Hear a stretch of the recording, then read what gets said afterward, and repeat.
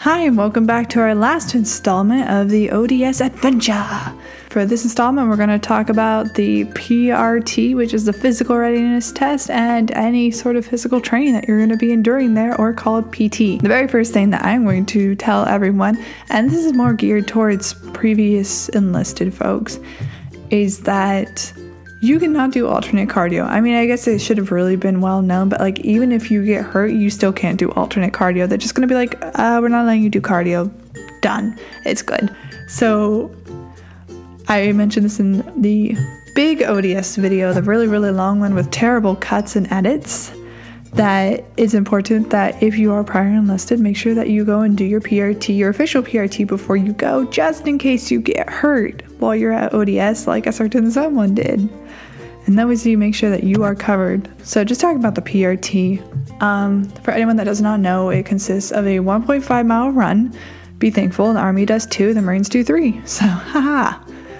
And then 2 minutes of push-ups, 2 minutes of sit-ups. If you want to see what numbers you have to do, you can go to the link down in the description below, and it's based from your age and your gender. For your run, if the weather is nice, you're going to be doing it on the track right outside of King Hall. You'll see it every single morning. You'll be PTing there almost every single morning, depending on the weather. You will have to do 6 laps around that track, and that wind is going to kick your butt. So pray for good weather, do a little weather dance before your final PRT. If the weather is bad, then you're going to be doing it on an indoor track, which is all the way across base. It's crazy. It takes probably about 5 minutes to run there, so imagine how long it's going to take to march or walk over there. And that track, I don't remember exactly the number that it takes, but I'm pretty sure it's like somewhere between 14 and 18 laps to be able to finish the PRT. So much fun, right? When you arrive, they're going to tell you that you're going to have 2 PRTs. One, the first Friday that you're there to kind of get like a gauge of how you're doing, and one on your way out that's going to be life or death. This is a lie, okay? You're going to do your first PRT, and they're going to tell you if you get probationary or below, you're going to end up on FEP, which is the Fat Kid program is what we call it, but it actually means Fitness Enhancement Program. But that's line number 1. If you end up with a satisfactory, you're going to end up on FEP. It's not a bad thing. In fact, I would highly suggest that if you're able to, you actually volunteer for it. But at the same time, it's kind of annoying being on it when you just kind of want to study instead of work out. But I lost 5 pounds while I was there. Or no, wait, I didn't lose 5 pounds. I lost 10 pounds while I was there, and I was on FEP.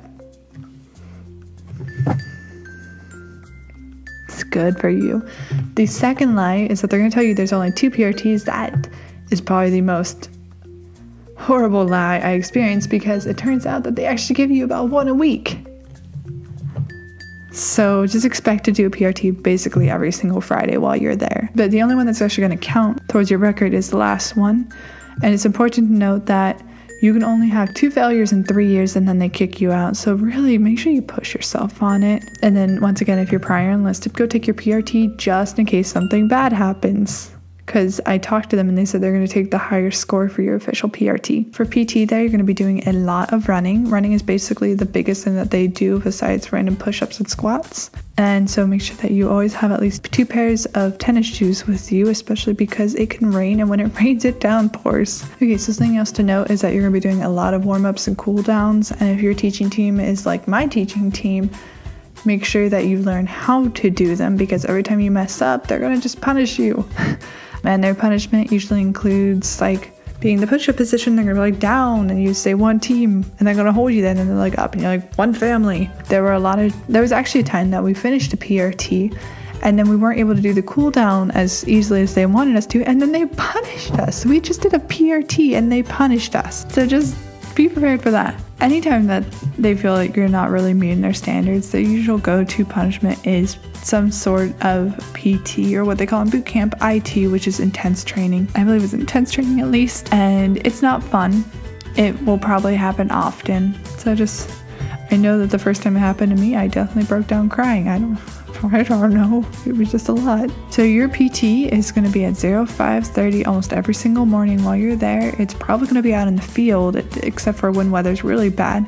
Sometimes you're actually going to do PT with OCS. Now that only happened to us once, maybe twice if I remember right, but you will usually do your warm-ups with OCS.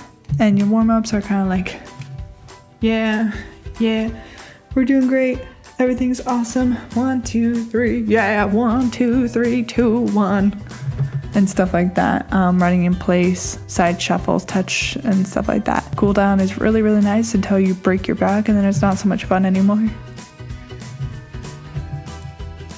After you do your PT in the morning, they're going to give you a little bit of time to go back and shower. You will not have time for everyone to shower, so if you want to stay ahead of everyone, just bring baby wipes. I know it sounds so gross, but you will have time to shower in the afternoon. And especially if you're on FEP, you're going to be PTing twice a day. Like, you don't have time to shower twice a day. So just bring baby wipes, wipe yourself down, be all nice and clean and presentable, so put on some extra deodorant. You're set. Something else to note is that they're going to be checking your weight twice while you're there, unless you failed your initial weigh-in, then they might randomly, sporadically do another weigh-in to make sure that you're solid. They do have, if you don't make weight, they do have tape, and now they have the 1 tape, and then the 3 separate tapes if you fail the 1 tape. I know I can't pass tape, so I really pass on the weight. Make sure you check out the links in the description down below to see what your required weight is and what the tape and measurement requirements are for the Navy. While you're there, you're going to be doing 1 swim test. It's going to be the 3rd class petty officer swim test. If you happen to fail it the first time, or you refuse to participate in it, as one of our shipmates did because he did not know how to swim, they're going to go ahead and keep testing you. Starting about the 2nd week, they're going to continually test you every single day until you finally get it, and that's usually during PT time. So if you're like a PT buff but you fail to swim, you're probably going to be fine. But if you really need that PT time, work your hardest to pass the swim as quickly as you can and maybe practice over the summer or whenever before you go. And then the final little warning about PT is that there is the lovely sand pit. The sand pit is made of gravel, sand, glass, trash, seagull poop, whatever you feel like it's made out of, it's made out of it. And when I went there, I got really, really hurt. I had like little abrasions on my wrist, which then turned into scabs, which then turned into me going like, ow. And the scars lasted for a little bit. And it also, the sand got right up in my Fitbit and broke the charging device, so that sucked. But it's important to note that the sand pit, it's going to happen at some point. They're not going to tell you when, they're just going to do it, and they're usually looking for like you to kind of really mess up before you go.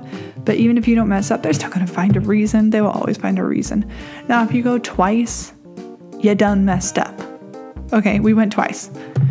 You done messed up. The class before us went like 3 times, I believe. So, but it's a lot harder than it looks, and it's going to be pretty excessive, and you're not going to be the only one crying, trust me. But other than that, it's only 5 weeks. You can do it. PT is not that bad. In fact, I hate PT, but by the end of it, I was really looking forward to every PT session every morning. This was the ODS PT installment, and that was the final of our 8. If you guys have any questions, just go ahead and comment down below. If you want to see any more, just let us know in the comments and maybe we'll make another installment. Don't forget to like and subscribe to see my wife and I do some really fun challenges and try weird Japanese snacks, and to see the rest of the ODS videos that I've pasted up. And my wife will be doing military spouse tips, and I'll be doing this lovely thing about what it was like to be an enlisted versus officer, and just basically just other things such as like base PXs, what general bases have for you,